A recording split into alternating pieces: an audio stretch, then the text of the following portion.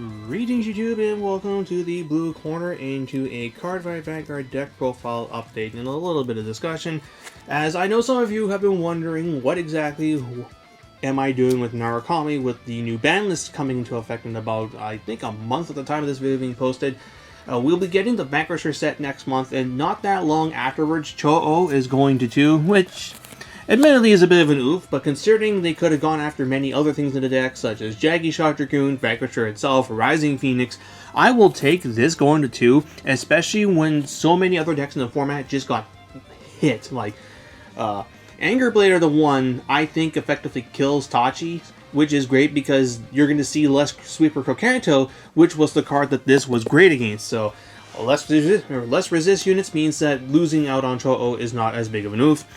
Less Murakumo, I don't know about that. I mean, we'll probably see the Zanbaku Hyuga build, but them not having as many Shiryuki cycling means that you have a better chance of killing them. And then Pale Moon losing on copies of Dorian means that, one, they can't tuck their field away as frequently as before, therefore you get to actually kill this shit, get the 10k buff, and wombo combo on them. And also, it also means they can't draw as many cards, therefore they can't guard your multi-attack as efficiently. And then, with that being said, as far as what the format is looking like that this will be going into, I do believe that this can make the argument of being one of, if not the best deck of the format. Like, it was already the second best deck before the balance came in, and now that Riviera has been taken down a peg, yeah, I think it's going to be Vanquisher versus Riviera in the beginning as people figure out what to do with Revon and Claret Sword. I think that obviously we'll see a greater rise in play of Claret Sword and Revon now that there's less of the really obnoxious Axel decks running around. What is it? At the time of this video being posted to, Genesis and Chrono Fang are seeing a little bit of play too, so with Murakumo, Pale Moon, and Tachikaze all being yeeted out, we'll probably see more people playing those decks, and with the trial decks and the set coming afterwards, it's going to be a heavy force meta with the exception of Vanquisher and Revon. So with it being so force heavy, Vanquisher is definitely going to be the way to go. There is no need for Gauntlet Buster in this deck, especially with Cho being cut down. People may think, oh, just run 2 copies of Gauntlet and call it a day, but you don't need Gauntlet in here. Gauntlet conflicts with what this deck wants to do. So many of its best cards need to work with Vanquisher or Jaggy, and Gauntlet just doesn't play with them. And the thing is, also, Gauntlet is not as good against the expected meta decks. Gauntlet was never great against a force-heavy meta. Go back to VBT05 when it was a heavy force meta. What did this deck do? Not very much. It was only when we started getting a more Axel-heavy meta that Gauntlet started being this fantastic card. But with less decks out there that Gauntlet is good against, it's just not needed. So I would not touch this. And yeah, with that being said, I do find it interesting though, like, this is, I think, only ever the second time that Naros have ever been on the ban list in this capacity before. I mean, we've had some of our stuff get errata, like the old Stand Trigger, and the West never really had to deal with Descendant going to 2 because the deck was not as overpowered here as it was in Japan. But like, yeah, this is like the first time since Descendant that Naros have been hit on the ban list. And once again, it's with a card going to semi-limited. Also, it's an Eradicator, which is funny in that regard. But in any case, yeah, this will be my updated profile and just some suggestions on what you can do with your build. And with that being said, let's get started. So, starting Vanguard is still Sparky Dragoon because all the other starters are not as cool.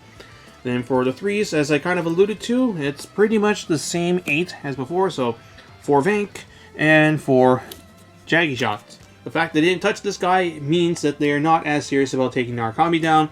But the next list might be a different story. This is the card that glues this deck together, so as long as he's at 4, this deck will be quite strong. And of course, Vank is Vank. Sweeper Kokanto, again, seeing less play means that you'll be getting Vanquisher's effect off more often than not. Then for the 2s, which is where more of the changes happen, 4 Shatra, this is pretty undisputed here. 4 copies of Voltex Red Dragon. If you were not playing 4 before, then I don't see an excuse as to why you aren't before.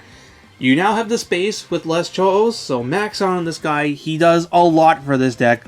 And the difference between seeing not 4, like seeing less than 4, just go watch the WGP where that guy played against Tachikaze. He wasn't really able to do a whole lot with this guy because he only had the 2 copies, and also he kind of whiffed his grade 1 ride because he was playing less copies of his grade 1. But in any case, yeah, like max on this guy. This guy's obviously able to 4. Then you've got your 2 Cho-Ou. He's still obviously going to be very good. And then in the interim, I'm playing 2 copies of Voltage Torn Dragon. This isn't a proxy, by the way. This is like, I never bothered to make one for Voltage, and I just don't really want to make one right now. So I'm using my old SP from the Sweep Command deck. Okay, so Voltage Torn Dragon, if you aren't familiar, has the skill of Vanguard Rearguard. During your turn, if a unit was bound, it gets +5. And then when it attacks a Vanguard, you can kind of +1, choose one of your opponent's columns, then you choose one of your opponent's rearguards in that front row and bind it. Then you choose one of your opponent's units in the back row and pull it up to the front, which was never really the greatest before because we just had better options, but now that we have the space, why not? It's going to be a 14 beater, 24 with Vanquisher, 29 on Axel 2. It enables Rising Phoenix, and it does have the cute little ability of being able to just target the column, and if your opponent has nothing in the front row of the bind, you can still pull up the grade 1 in the back so that Jaggy Shock Dragoon can combine it later in the turn, and thus you get more combo potential. It is unfortunate that he doesn't get around Resist, which was a reason why he didn't play him before, especially with Sweeper in the format, but again, we should not have to worry about that as much, but we'll see how it turns out. And then lastly, you've got the one option for grade 2s. I'm playing Scythe.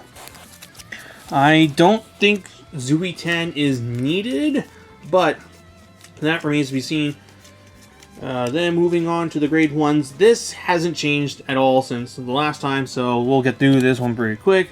For Mighty Bolt, for Rising Phoenix, there was some talk of this guy being cut down to 3 in a couple weeks ago, but now that the ban list has come and you're playing most likely Voltage Torn Dragon in the main, I think you have to max out on this.